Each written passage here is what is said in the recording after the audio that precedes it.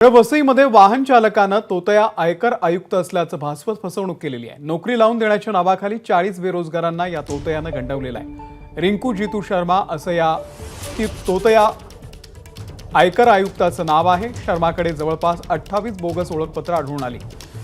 सफरोद्दीन खान या व्यक्तीच्या तक्रारीनंतर रिंकू शर्मा याला अटक करण्यात आलेली आहे। त्यांच्या मुलीची 15 लाखांची फसवणूक केल्यानं हा संपूर्ण प्रकार उघडकीस आलाय। साधारणपणे आपल्याकडे 40 लोकांची आपल्याकडे नाव समोर येतात की त्यांनी अशा पद्धतीने 2003 वर्षामध्ये लोकांना फसवणूक असं पोलीस आयटी डिपार्टमेंट मध्ये निरीक्षक किंवा असिस्टंट कमिशनर किंवा पोलीस निरीक्षक अशा वेगवेगळ्या पदांवरती तुम्हाला नोकरी लावतो या आशयाने त्यांच्याकडनं रकमा घेऊन फसवणूक केल्याचे आपल्याला प्राथमिक दृष्ट्या निष्पन्न होत आहे।